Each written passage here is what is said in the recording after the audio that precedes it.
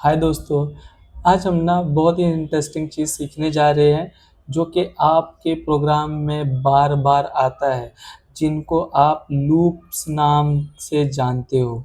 Okay, loops. अभी suppose करो loops अभी आप ध्यान मत दो, ओके?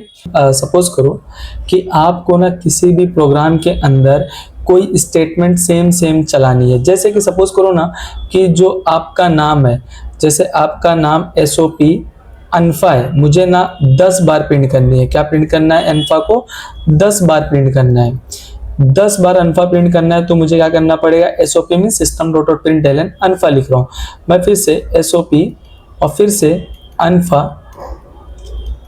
फिर एसओपी अनफा, ऐसा करते रहो, 10 बार करते रहो। अच्छी चीज़ है क्या? ओके, क्या ये चीज़ अच्छी है? नहीं अच्छी है भाई। तुम सेम स्टेटमेंट को रिपीट एंड रिपीट लिखते जा रहे हो, अच्छी चीज़ नहीं है। इसीलिए इंजीनियर्स ने क्या लाया? लूप्स लाया। तो चलो आज हम लूप्स देखने वाले हैं। तो लूप्स क्या है? Loops in Java are control flow statement that repeatedly execute a block of code as long as specified condition remain true। मतलब क्या बोल रहा है? बोलता है ये एग्जीक्यूट करता है ब्लॉक ऑफ स्टेटमेंट को कब तक? जब तक इसकी कंडीशन ट्रू है तब तक। तो मतलब जैसे मैं अनफा को मैं प्रिंट कर रहा हूँ तो ये कंटिन्यूसली इसको क्या करते रहेगा? एग्जीक्यूट करते रहेगा। एक बार लिखूंगा लेकिन मल्टीपल टाइम से एग्जीक्यूट होगा। They are use to perform repetitive task. इसका यूज वही है कि आप एक टास्क को रिपीट एंड रिपीट परफॉर्म कर सकते हो। Reducing code redundancy and improve efficiency. जैसे मैंने बोला कि अगर आप इस कोड को 10 बार लिखते हो तो रिडंडेंट होता है, इसको क्या करता है? ये रिड्यूस करता है एंड इम्प्रूव करता है, इफिशिएंसी अच्छा कर देता है मतलब। और फिर Java offer 3 primary types of loop.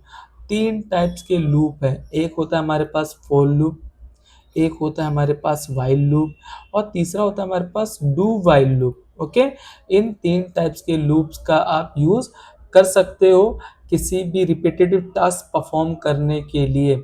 ये तीनों सेम काम करते हैं, लेकिन कुछ ऐसे प्रॉब्लम्स होते हैं जहां आप ना इन तीनों में से कोई एक ही चूज कर सकते हो। ओके, तो पता चल रहा है कि लूप जो है ना, लूप्स जो होते हैं वो रिपीटेटिव टास्क परफॉर्म करते हैं। तो चलो देखते हैं फॉर लूप किसको अभी देखने हम जा रहे हैं। फॉर लूप, तो फॉर लूप का स्ट्रक्चर कैसा है, सिंटेक्स क्या है, सब उसके बारे में जानते हैं। तो the for loop is typically used when the numbers of iteration is known or fixed। मतलब कि जैसे मैंने बोला अनफा मुझे 10 बार प्रिंट करनी है, अनफा मुझे 6 बार प्रिंट करनी है, अनफा मुझे 11 बार प्रिंट करनी है। तो यहाँ मुझे पता है कि भाई इसको कितनी बार चलाना पड़ेगा। इस लूप को 10 बार प्रिंट करनी है तो 10 बार चलेगा फॉर लूप, 11 बार प्रिंट करनी है तो 11 बार चलेगा, 15 बार प्रिंट करनी है तो 15 बार चलाना है। यहाँ मुझे पता होगा आइट्रेशन कितनी बार चलने वाला, उसको क्या बोलते हैं? हम आइट्रेशन बोलते हैं। ओके, तो मतलब जहां मुझे पता हो कि कितनी बार ये कोड एग्जीक्यूट करना है वहां हम क्या यूज करेंगे? For loop. चलेगा, अभी आपको समझ में नहीं आएगा तो हम इस चीज को ना जब प्रोग्राम करेंगे तो आपको समझ में आ जाएगा। Its structure include initialisation, condition and increment decrement statement. Okay, ये जो for loop का सिंटेक्स है वो 3 चीजें कंटेन करता है: initialization, condition and increment decrement.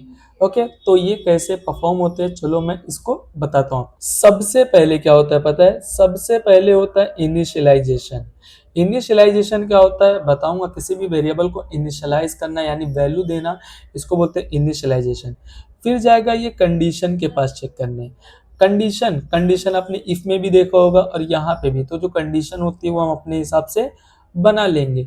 Condition true होती है तो आप इस करली ब्रैकेट के अंदर जितने भी स्टेटमेंट्स हो, 1 लाइन हो 10 लाइन हो, सब एक एक करके चलेंगे। और फिर इसके अंदर कोई लाइन नहीं बचती है, सब एग्जीक्यूट हो चुका है, तो फिर आप कहाँ जाओगे? इंक्रीमेंट और डिक्रीमेंट के पास। ये क्या होता है ये भी बताता हूँ आगे। फिर उसके बाद इंक्रीमेंट डिक्रीमेंट होने के बाद फिर आप जाओगे कंडीशन चेक करने। कंडीशन अगर फिर से ट्रू होती है तो फिर ये लाइंस ऑफ कोड एग्जीक्यूट होंगे एक एक करके। फिर आप ऊपर जाओगे, आपके फॉर लूप में जब जब जब जब फॉर लूप यूज होगा तब तब ऐसे ही आपको आज चलाना है इंक्रीमेंट और डिक्रीमेंट के पास। फिर उसके बाद जाओगे कंडीशन चेक करने। कंडीशन अगर फिर से ट्रू होती है फिर ये लाइंस ऑफ कोड चलेंगे। फिर इंक्रीमेंट और डिक्रीमेंट के पास जाओगे, फिर यहाँ जाओगे। फिर अगर ट्रू होती है तो फिर ये लाइंस ऑफ कोड चलेंगे। फिर ऊपर जाओगे, फिर यहाँ जाओगे। देख लो आपका इस तरीके से एक लूप बन जाता है। अब सपोज फिर से ये एग्जीक्यूट होगा पूरा, फिर आप इंक्रीमेंट डिक्रीमेंट के पास जाओ, फिर जाओ कंडीशन चेक करने। अगर अब कंडीशन फॉल्स होता है तो तुम्हारा फ्लो बाहर आएगा। इस करली ब्रैकेट के बाद अगर कोई कोड्स लिखे रहेंगे तो वो एग्जीक्यूट होंगे। तो चलो हम क्या कर रहे हैं कि हमने ना शुरू में बोला है कि मैंने कि आप ना 10 बार अनफा प्रिंट करो। मैं लेकिन 10 बार नहीं, 5 बार अनफा प्रिंट करने की कोशिश करता हूँ यूजिंग फॉर लूप। ये हमारा कोड है। इसके अंदर मैंने class name and main method नहीं लिखा है। ओके, डायरेक्ट मैं लॉजिक लिखा हूँ। तो सबसे पहले इनिशियलाइज हो रहा है। क्या इनिशियलाइज हो रहा है? एक इंटीजर टाइप का वेरिएबल जिसको मैंने क्या दिया है, आई दिया है। आपकी मर्जी, आप कुछ भी दे सकते हो। और मैंने उसको किससे इनिशियलाइज किया है? 1 से। मैं इसके अंदर ऐसा लॉजिक लिखा हूँ ना कि जिससे मेरा जो ये फॉर लूप है ना वो 5 बार चले बस। तो ये इसको आई को आप 1 से इनिशियलाइज करो, 2 से इनिशियलाइज करो, 5 से करो, किसी से भी कर सकते हो। तो मैंने आई को किससे इनिशियलाइज किया? 1 से। फिर आप यहाँ आते हो, इस लॉजिक के अकॉर्डिंग, यहाँ इस कंडीशन के अकॉर्डिंग आप आई लेस देन इक्वल्स टू 5। यहाँ कंडीशन क्या बोल रहा है? आई की वैल्यू क्या है? 1 लेस देन इक्वल्स टू 5। क्या ये कंडीशन ट्रू है? हाँ, ये ट्रू है। जैसे मैंने बोला था कि आप आओगे फिर कंडीशन चेक करने। कंडीशन अगर ट्रू होती है तो आप प्रिंट करते हो। क्या प्रिंट कर रहे हो? अनफा। कहाँ प्रिंट होगा? आपकी आउटपुट स्क्रीन पे। तो यहाँ क्या प्रिंट हो जाएगा? अनफा। उसके बाद इस फॉर लूप के अंदर और कोई स्टेटमेंट है? नो। तो अब आप कहाँ जा रहे हो? आई प्लस प्लस पे। ये है अपने पास इंक्रीमेंट, और आई की वैल्यू जो भी होगी उसमें एक इंक्रीमेंट होगा।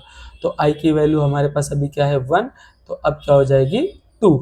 अब इंक्रीमेंट होने के बाद आप कहाँ जाते हो? कंडीशन के पास। आपने जो यहाँ पहले किया है वही सेम चीज़। इनिशियलाइज एक बार होता है, कंडीशन चेक होती है, ट्रू होती है, फिर ये आपका इस तरीके से लूप बन जाता है।